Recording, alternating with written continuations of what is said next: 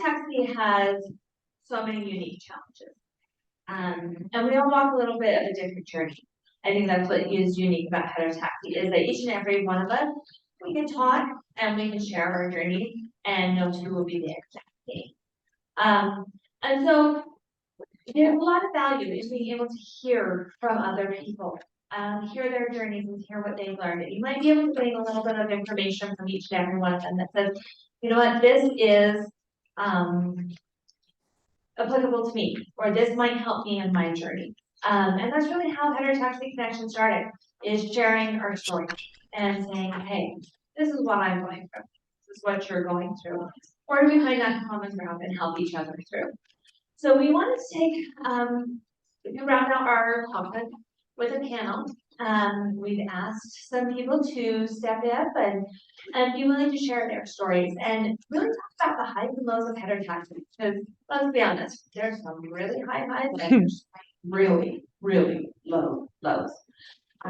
So we are going to start off with our panel, and starting with Chantel, I'd just like you guys to work your way down, and Jen grab you at the end there. And Jen, I would like for you guys to introduce yourself and share your heterotaxy journey. It can be as brief as you want, it can be a little bit more in depth, but just kind of share where you've been on your journey. Choose that one.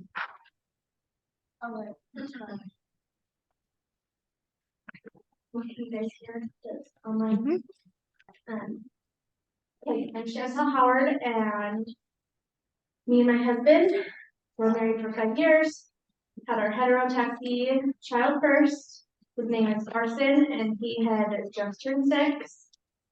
And then we have another little girl, Bentley, who is 3. And he's got heart defects. We've had over surgery, along with GI issues. A lot of the things that let you all experience with heterotaxy and all the different organs affected. Hi, sorry. My name is Renee Harrell.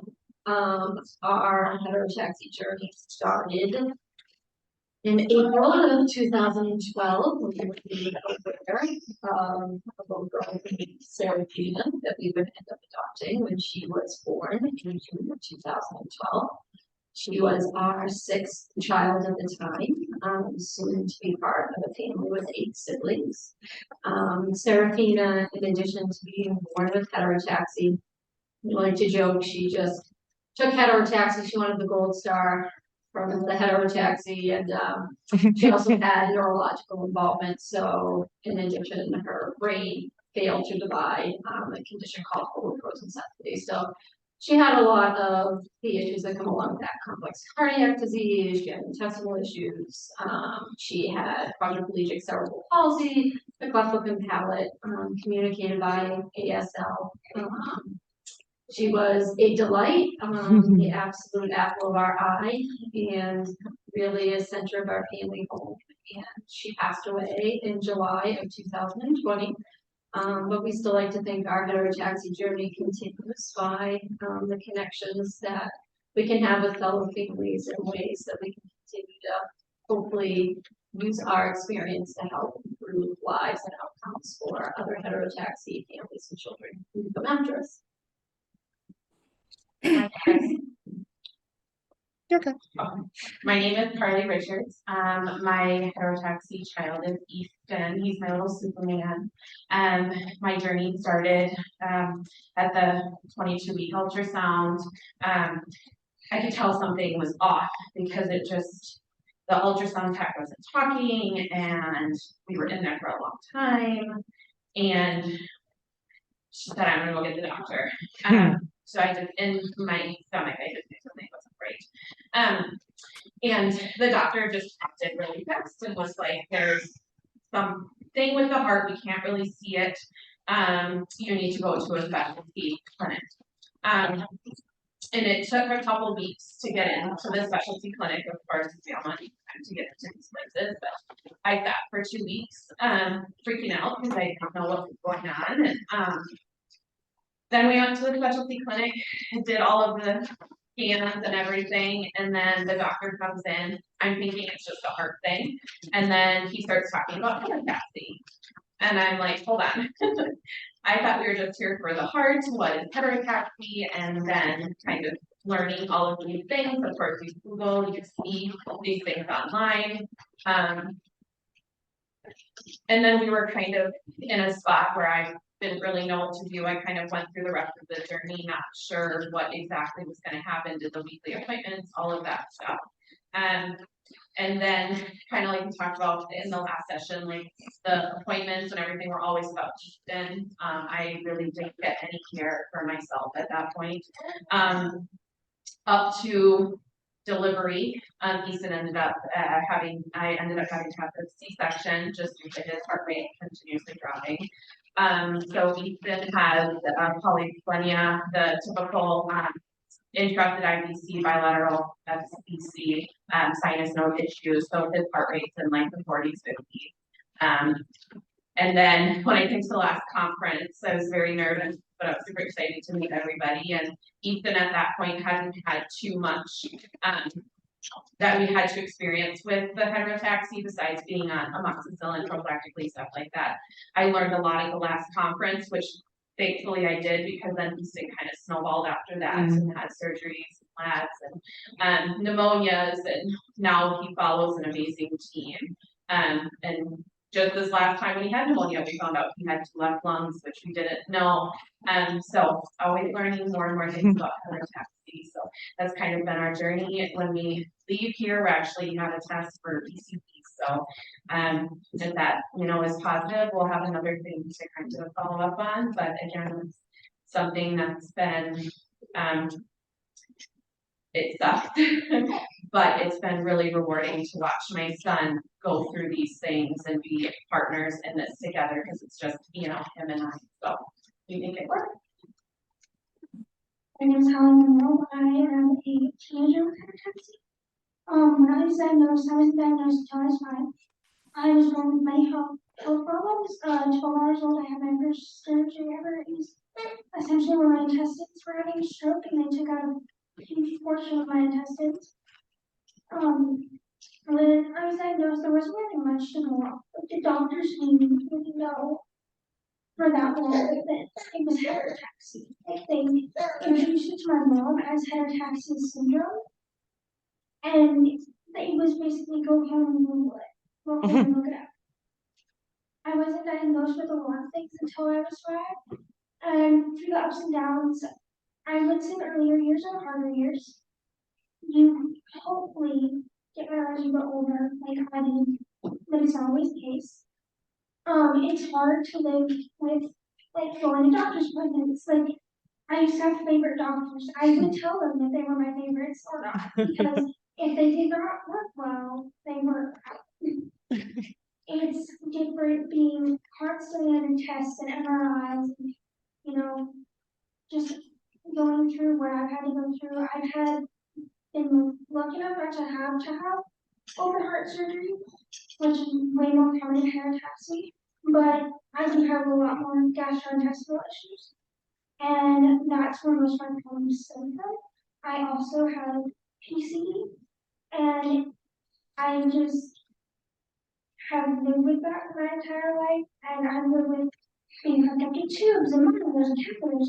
I've learned how to sleep with an IV in my hand, how to fall out in the middle of the night, because that's what you do. You make a child, like go down during an electrical fire in a hospital to get a toy for you from the basement, because you spend so much time in a hospital that it's like your second home. It becomes your second home. You know how to do things because it's your second home. And it does get stressful over time, and it does do something to you.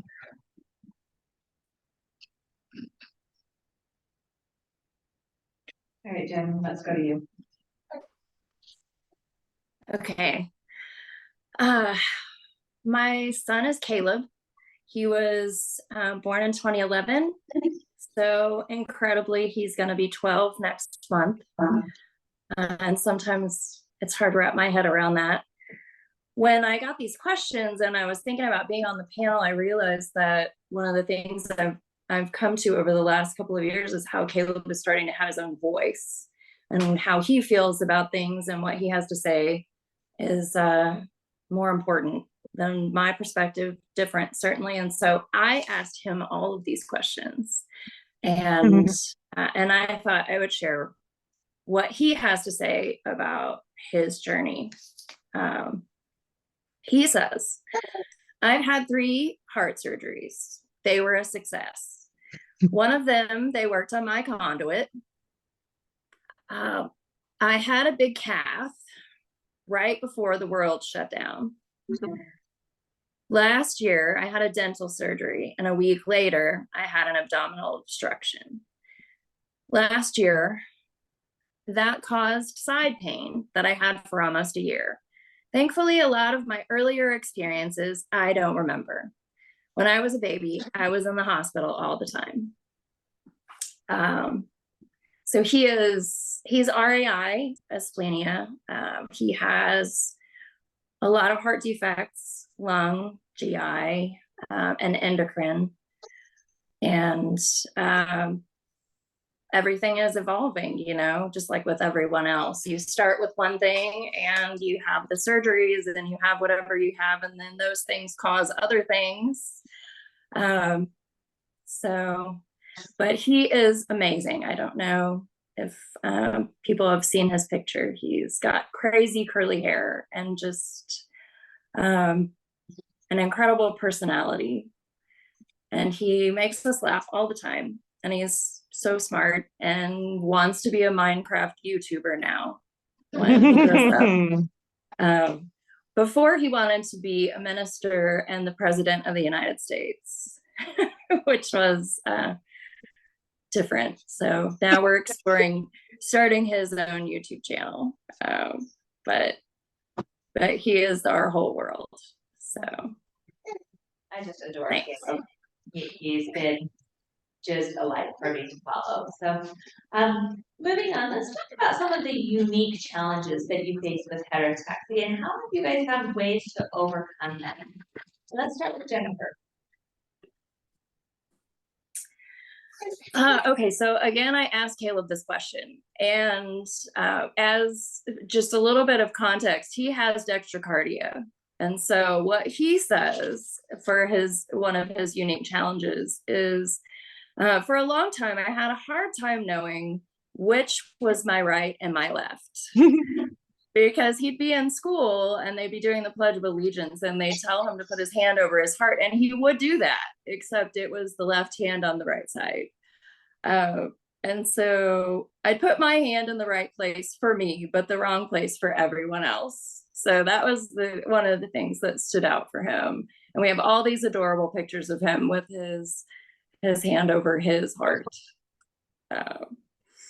I would say a unique challenge that I've experienced as his mom is lately, as he's grown older, is just his educational needs. You know, he has picked up an autism and ADHD diagnosis for all the reasons, you know, bypass runs, and he's had 3 strokes. And the last one in 2015 was the most devastating. So his brain just, it doesn't work like everyone else's. He takes a little bit more time to process things and to speak. But he has all these wonderful ideas and an incredible memory. When he got into the presidents, he knew all of them. He could tell you the dates. He could tell you the history of everything, and hence the wanting to be president. And so it's been a struggle, you know, public school, getting people to overlook his extreme highs to see what is missing and advocate for the things that he specifically needs. I would say has been at least in the forefront here in these last few years, and the pandemic, you know, when we were at home so much longer than everyone else, I actually had to see for myself. I was his teacher, so I got to see for myself what was happening. So that's what I thought about. with this question. Thank you. Callie? Next question. What are some of the unique challenges? This is my unique challenge here, repeating everything before, but what are some of the unique challenges that come with heterotaxy and how have you overcome I think it's being treated by everyone else differently. As a kid with heterotaxy, like I always remember being in school and all my teachers were like, "Oh, you have to sit up for this one." I'm like, "No, I don't. I really don't." But okay. And a lot of people believe that it's an incapability when you're not. Like when you are told that, oh, you have this invisible illness, because it is an invisible illness, and because they can't see it, they take every precaution to, put you in this bubble. And growing up, I was told, oh, it's the ambition, really.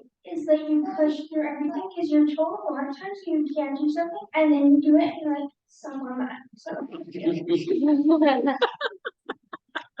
like I was told repeatedly by doctors that I wasn't supposed to make it. Like I can give you from anywhere between 0 to 1, 3, 5, 7, 12, and 15, and then on my 15th birthday, I was like, you know what? I'm gonna tell my doctors to suck it. So I made it this far.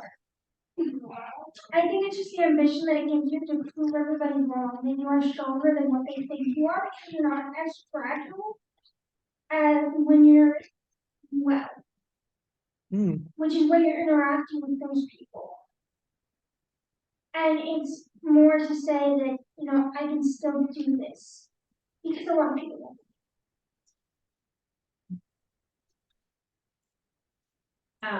So I kind of picked the thing that I think a lot of us, I mean, all of us deal with is just the doctors not knowing about heterotaxy. And it's really frustrating as a parent because when your kid's first diagnosed, we don't know anything and we look to our providers to be able to give us those answers. And so when you go to your appointment and you're like, hey, he has heterotaxy, and they're like, what's that? And it's like, okay, well, you know that, and now we have the paper to be able to bring in, which is a big thing.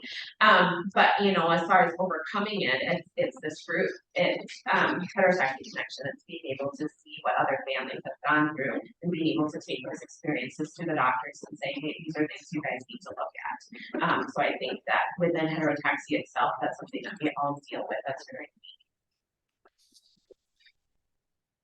I would say, thinking on that, there were a couple of things that came mostly to my mind, and one of them is the significant multi-systemic involvement that's part of heterotaxy means, sort of piggybacking off that, communication between doctors can become very, very challenging, particularly when you start building a team of 6, 9, 10, 12 specialties, because specialties want to see their organ in isolation. Cardiology wants to focus on what the heart does. GI is focused on the digestive system. Neurology is just looking at what the brain is doing.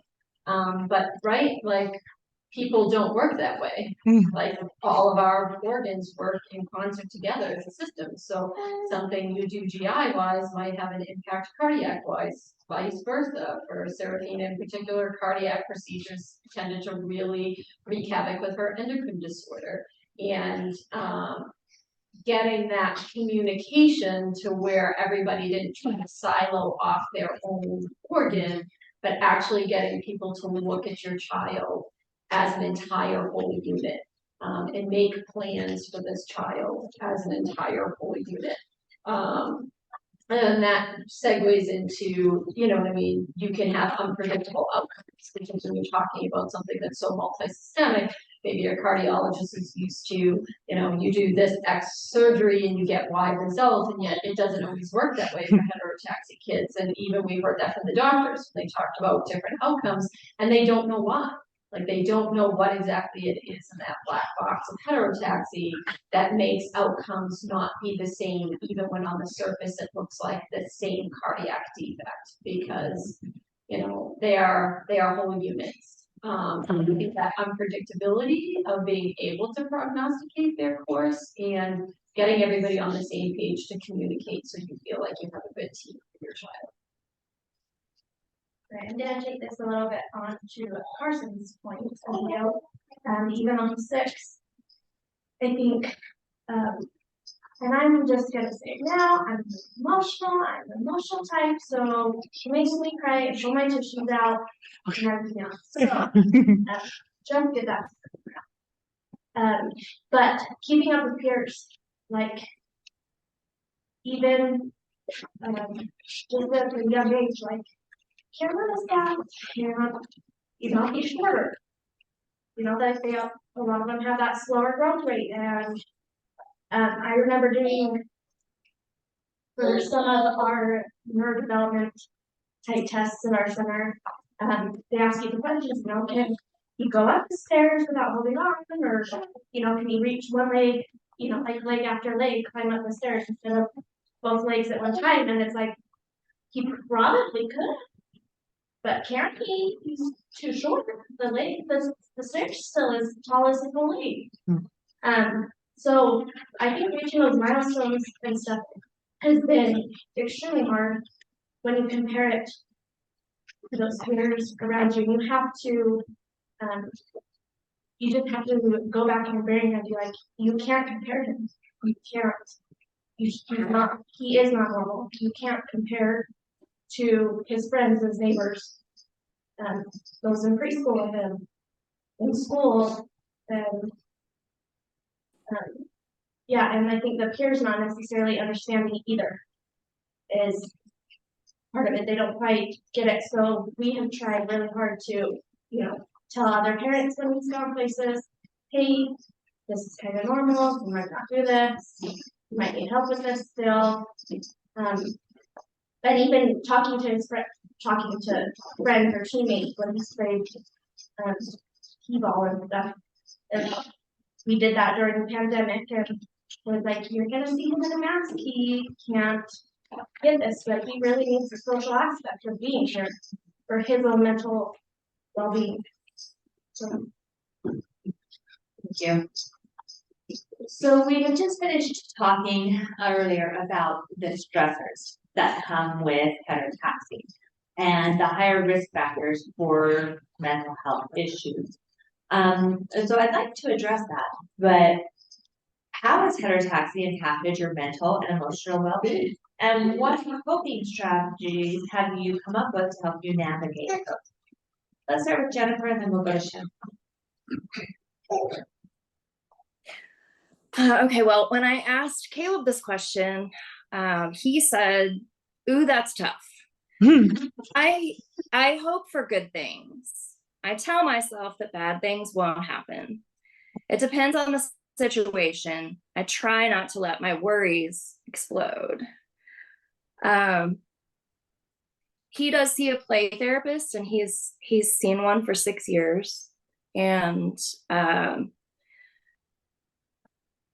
it was hard when we were so isolated and the pandemic on the one hand, but at the same time, his health was surprisingly the best it had been in years.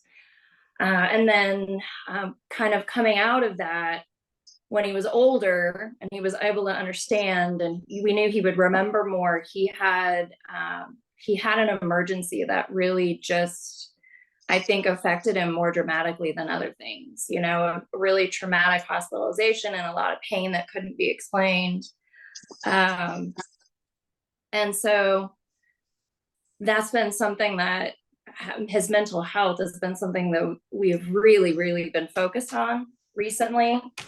And how do you explain the unexplainable, And for me, I think in the beginning, I was so focused on just him being alive and keeping him alive, and one crisis to the next, and we would get to a period of calm, and how long was that going to last? Because it wasn't if something else was going to happen, it was when it was going to happen, and this time, how bad was it going to be? And I think that when you hear earlier that mental health conversation about post-traumatic stress, I think sometimes, what about those of us who never get to the other side of it? I don't think post-traumatic stress is even applicable. It feels like there should be a chronic the stress is never gone level, you know, and so yeah, I feel like that was really rambling. Sorry.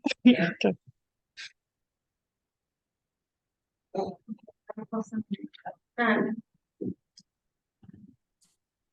I think emotionally and mentally, like, it's exhaustion on all levels. Physically exhausting, tired, I don't want to give you meds every 3 hours in the middle of the night, plus feed you, and you're a slow feeder, because you don't have to, and then don't have the energy, so that, the bags, the everything, it's just exhaustion physically, and just trying to balance life with your other kids and your family and time for family time and stress time and time not in the hospital or at doctor's visits and regular extended and extended family and neighbors and friends and parties and just everyday regular life for everyone else that's already busy, let alone added all these extra things. And I've learned also that like it's okay to be sad and it's okay to just take the time in the moment to just feel the emotions, feel how sad you are, that you're mad, that you're frustrated, that you're the same, like you're happy, like enjoy it. There was a time when we didn't have anything going on for a little bit, like health was great, and it was like, yes, this is the best. We can enjoy it because we know it's like the last. And it's hard to like just let that sit in and be like, it's okay to feel this. Like you feel like you're just rushed, kind of on the exhaustion of the schedule. You got schedules, everything, and you can take the time, whether it's you're in the bathroom showering and you're having a soft fest in there, like just let it happen and feel those emotions. And then you know take the deep breath and get back up and keep marching on. I know for me, my husband, especially when we were first diagnosed, which was when I was still pregnant, that it was, we kind of had turns where we took bad days. Like, we both couldn't have a bad day. Then it was just, you know, everyone's grumpy at each other or whatever the circumstance was. So it was like, we kind of took turns of having days that we would be the support and having days when it would be our breakdown. And it's just important, like the last speaker of taking time for yourself. Like I know for me, I am definitely a night owl compared to waking up early, and just that hour at the end of the night when I don't have to hear mom, I don't have to hear anything, like I can just sit and relax and it's quiet. Like I don't have anything to do, or if I want to do something for myself, I can. And I think that's important with helping maintain and getting the energy to continue on to the next day of hard adventures. I'd say for me, the most difficult hits to my emotional and mental well-being really started to come to the forefront when the level of uncertainty and unpredictability, especially if you end up on the side of heterotaxy when your children are being very frequently hospitalized. Out of the blue, you're spending 3 to 6 months in a hospital. You're coming home for 2 weeks, you're going back in for 2 months. You're coming home for 3 weeks, you're going back in for 6 months. We used to joke, I used to call the ED the twilight zone because I was like, it's the door and you go in the elevator and then you just have no idea when or if you're coming out. And I think that level of unpredictability and uncertainty makes it very hard to feel like you have any control over your life. In addition to the lack of control over what's going on in the hospital, you feel like the rest of your family life becomes out of control because you don't know when you can be home. You don't know how to provide information to everybody who's at home. For me, I had a very, very hard time with prolonged family separation from my other children.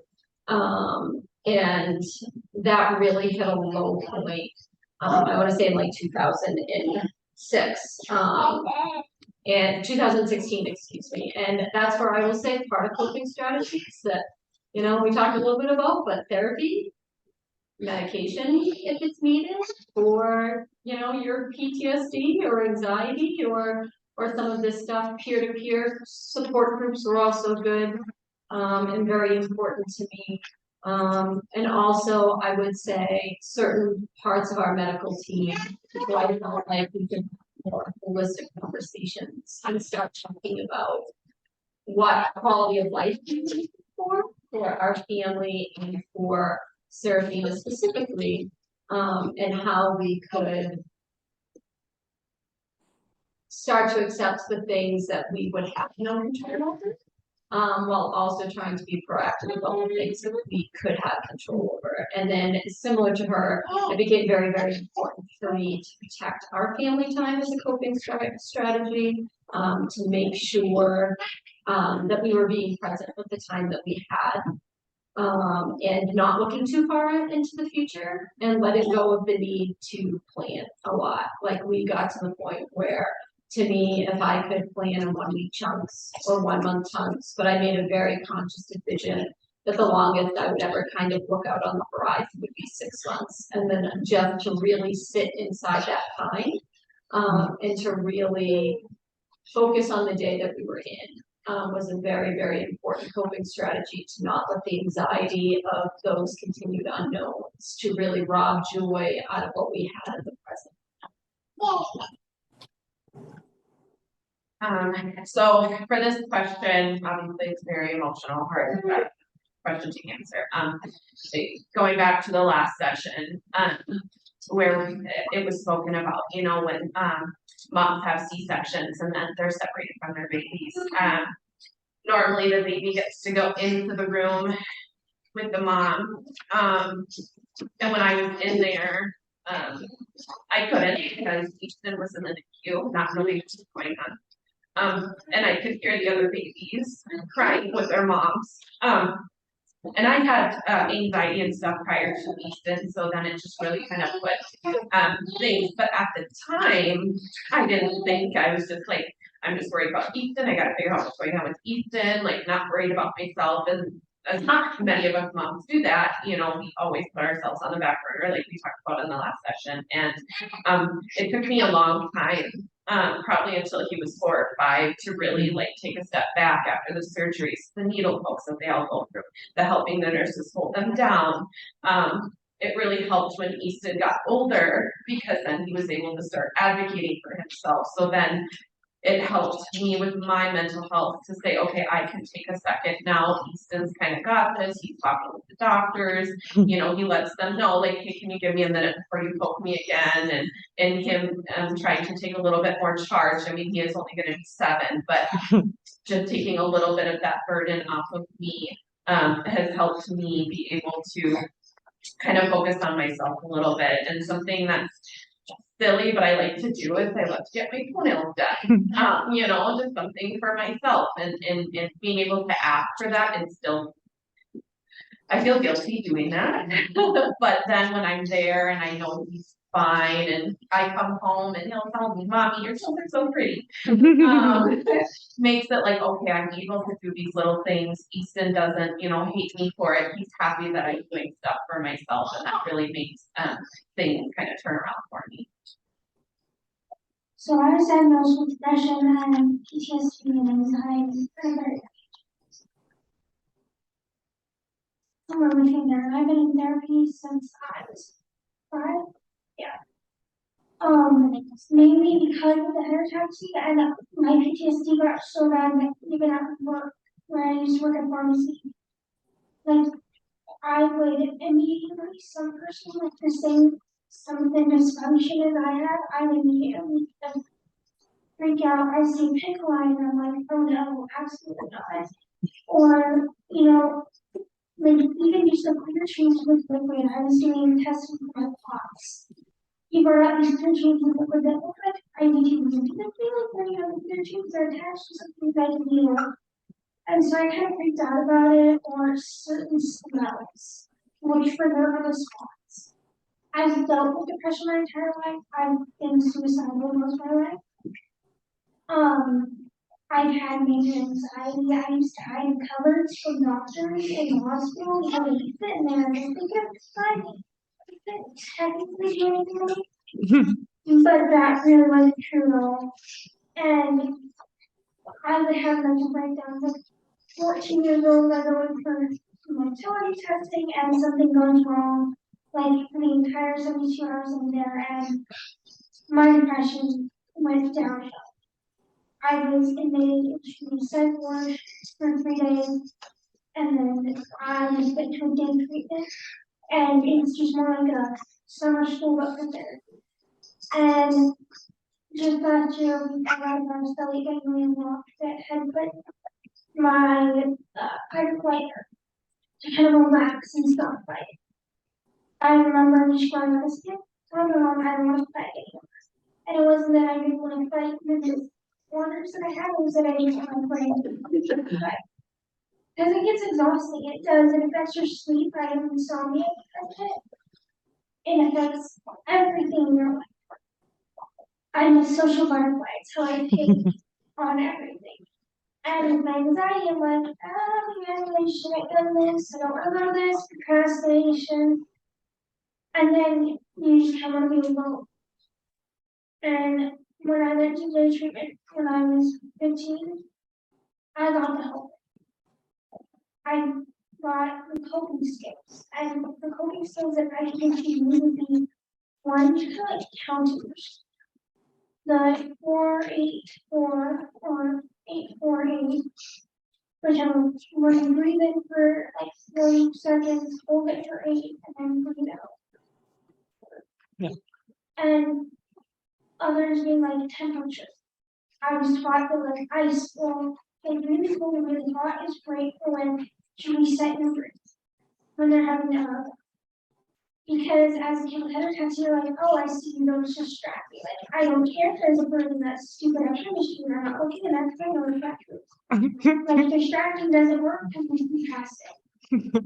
So when it comes to, going a walk around the floor or around your house or, just kind of looking at your smell, see, feel, or a certain set of colors. Like, what can I see in this room that has more blue color? One thing this from this blue, one thing this from this red, one thing this from this green. Rounding techniques. And there's a ton of different rounding techniques that I found. But hopefully that definitely doesn't depend on the person and in medication for anxiety. This is it destroys you as a kid. It destroyed me and I had to build myself back. You get back up and get knocked down again. I mean, think that you would stop after a while, but it made me condition get better. I remember just kind of being freaked out because when you're being freaked out and you're taking a really everywhere, doctors and nurses kind of hang down and not wanting to talk about the chest because it's delirium from anesthesia. But and it's traumatizing. Like pinning a kid down is traumatizing. So I do encourage either taking your child to go see a psychiatric professional or doing these techniques with them that kind of get them down in the moment. And I'm down to a point where I can take on my own health when I'm, at the doctor. Like I can check myself in, I can take care of my meds, I can take care of all this. And to be able to take care of yourself is your mental health too. And that's a hurdle in and of itself. Because sometimes you're going to be discouraged. Oh, I don't really want to do that today. Thank you. But other times you're like, oh yeah, I want to get normal. A normal kid doesn't have flashbacks and just have because you've had surgery so many times. A normal kid can play without feeling like they're gonna cry. And coping techniques have really helped me. Like if I'm in the gym, because I get anxious and when I get anxious or I get, I usually run to our courts by our house and start serving tennis balls with my racket and it's an easy way for me to let go of it and put it out into something else, like channeling it into something else. Reading a book, doing coloring, just kind of something that's not fixated on what you're doing right now. Thank you.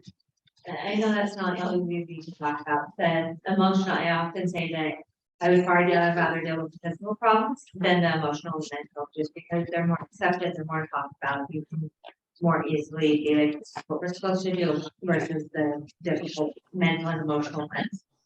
So I want to flip this and talk about what are some of the most uplifting moments you've had among your heterotaxy journey. Because we all know we have those low ones, but with those low ones, it makes you appreciate the high ones even more. So I want to take a moment and share those. Jennifer, let's start with you and then we'll go back to Hallie.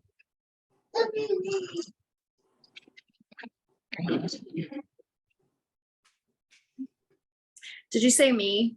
Yes, please. Sorry, it cut out for a second. Okay, so when I asked Caleb this question, he says, this year they chose me to be the Dallas Children's Hospital ambassador. He was one of a few of the kids that were chosen for that. And I'm so proud to have been chosen. I've met a lot of people and shared my story. I was the kid captain at the Rangers Stadium, and I got to stand on home plate for the national anthem. And that just happened last month. And I would say there have been, for us, a lot of uplifting moments, you know, when you go back to the beginning and you think about the first time your baby got to wear real clothes, and it was 3 weeks, you know, and inside all the tubes and all the everything. And the first time we got to take him home, he was 56 days old and he was in the Safe at Home program. And we didn't think he would go home between surgeries. So when his cardiologist came in just on a random day and said, what would you think about taking him home? My mom and I were like screaming and jumping up and down in the ICU, because what would it be like to take him home, you know? And just walking out of the hospital doors after the surgeries, that the recovery was hard won. And watching him now getting ready to turn 12, and being so proud of the kid that he is and the young man that he's becoming. And you don't know what's coming next and you don't know what the future holds, but there's this level of just being deeply, deeply grateful and knowing how blessed we are and trying to, you know, stay present and in the moment for all the good times and even the not so good times, when you just find the good in it, right? To get to the next thing. So yes, that's us. For me, it's kind of, you know, the yellow one, like, you know, I miss being and stuff, but family vacations have always been like a high point for me, because I'm always able to just be non-interrupted. I can get into my routine on my own, and I can go, on the back of it, you know, it's a very hard day. But the high point really would be family and friends who are there for you. You know, even though they look at you with this box in the back and this tube of just what looks like milk, and I'm like, oh yeah, look at this. Like, they're concerned about it. You know, you're able to, I'm able to be. Nothing else in the world is going on. I'm away from all. Because when you just take medication on and stuff, check medication, all that stuff. And I don't have to worry about it all the time when I'm on a break from it. So a lot of my answers to these questions, they kind of relate with each other. But as far as like uplifting the conferences, the people, but most recently, and even right now, Easton, knew that I was speaking, and he wants to be here. He's here in the room, listening to his mom talk about him, and just him continuously growing and wanting to be more involved. And I mentioned this to a few people when it was Heterotaxy Awareness Day. He was so excited. He got the proclamation. He brought it to school. He talked to his other classmates about it. The teacher made a PowerPoint presentation, and just being able to see him want to be a part of this now is what like makes all of this stuff that we've gone through worth it. Because I know that he's proud of who he is and all of the things that he's gone through, and it's only made us stronger. And the fact that he's able to do this and be our Superman, it just brings my heart so much joy. I will say there's, that saying your mom is only as happy as her happiest child. And one of the hardest things emotionally to deal with, for sure, was always Seraphina's level of suffering when she was suffering, and there were things she could not do about that. But on the converse side, it was seeing her joy. It was, her course was very challenging, and so on the other side of that, it was also very forging, and it was very clarifying. It clarified a lot. We matured a lot as people, as parents, as a family unit, to decide what our values really were, what those things that we prioritized and what were important to us very much shifted. And so, highlights were really those times where all that effort and all that love and all that, medical care from dozens of people were poured in, and then you could just see her shine. And we really did make a priority of having her get to have as many experiences as a typical child would have, even though she was in a wheelchair. We had that hiking backpack, and we went to rural Maine, and we figured out how to do that, and we figured out how to make it to the beach and be safe at the central line. We let her pet goats at the family farm and almost kill a chicken, strangulated a chicken. A little too enthusiastic, but Seraphina was the sunshine, and I think the most uplifting thing is, when you have a child who passed away, there can be a lot of regrets or what ifs, but one of the things I do not regret was we gave her our all, and she made every day, we made sure our priority was that our kids should they were loved, and that we were here for them. And I think she really did feel that. And I think throughout her whole life, she felt like the world was her oyster and everybody who were around was her friend. And she made the best of every moment she had. So I feel like the very best parts of the Heterotaxy life were that they gave us the ability to really cherish and value and strengthen our family. And the support that we got from other people to be able to have the information and our peer-to-peer groups. That enabled us to be able to ask those questions and figure out how to give her that life, or very valuable and are still valuable to us. I think some of our highs are just even when not just like family celebrates like the big high milestones, but even neighbors like bringing little gifts after we've been at the doctor's and maybe there was going to be a blood draw.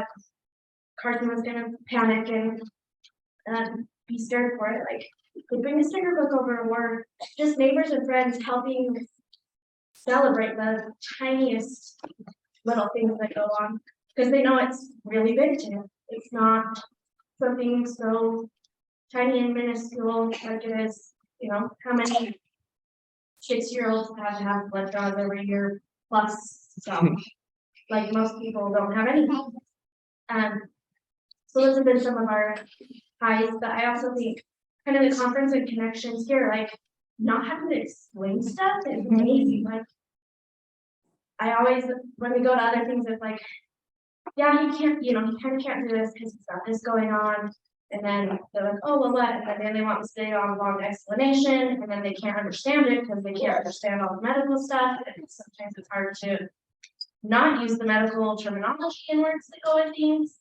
And so being able to come and connect with other people, whether it's here in person or even just in the Facebook group and community that way, like you can use all of those things and you don't have to feel like you have to explain every little detail and people understand what it means.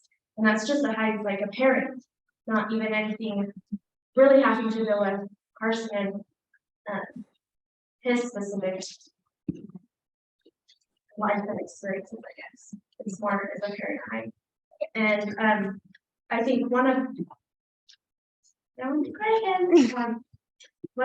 the highs here was on Thursday. It was Carson's birthday. So that was like 7 times now, and I haven't really cried, and obviously I want to know. We had asked him what his favorite, we're putting him to bed, and what's the favorite part of your birthday? And he didn't have a crummy birthday this year because he had surgery the day before. He had one of his adenoids out, and they were tested for PCD, and so he couldn't really have a typical birthday, and our birthday festivities we usually do. And so it's like, what was your favorite part? And he said, jumping with my Heterotaxy. And people like it. And anyway, it's not that huge, it's not a huge thing, but or like if I were to go tell this to somebody else, they probably wouldn't think it's a big deal, but it is. And it was a really big hype to be like, he recognized that there were others like him, and he's not alone.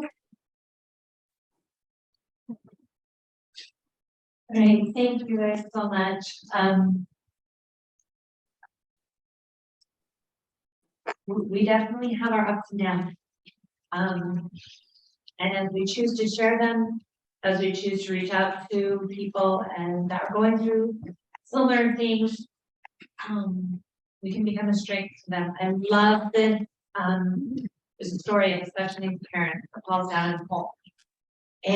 Or his family falls down in the hole, and they're like, they reach out to the government and they're like, fill out this form, it'll be 6 to 8 weeks, we'll get back to you. And you reach out to your minister, and he's like, we'll pray for you. And you reach out to the school, and it's like, well, we can do this test or this test, and maybe we can access this over here. And then there's a special needs parent, and they say, hey, I've been in that hole before. I know how to get out of there. I'm coming down. Wait for me. I'm coming down there, and I'm going to help you figure out how to get out of there. And really, that's our community. I see it all the time. People will just say, I know how to do that. I've been there. I've done that. Let me help you get through this. And it's a beautiful thing. And I am so grateful for each and every one of you for being willing to do that, for being willing to jump in and say, hey, let me help make your journey just a little bit easier than mine was. And what we go through, I don't know that we can ever say that it's truly worth it, but it gives meaning to it when we help others along the way. So thank you from the bottom of my heart.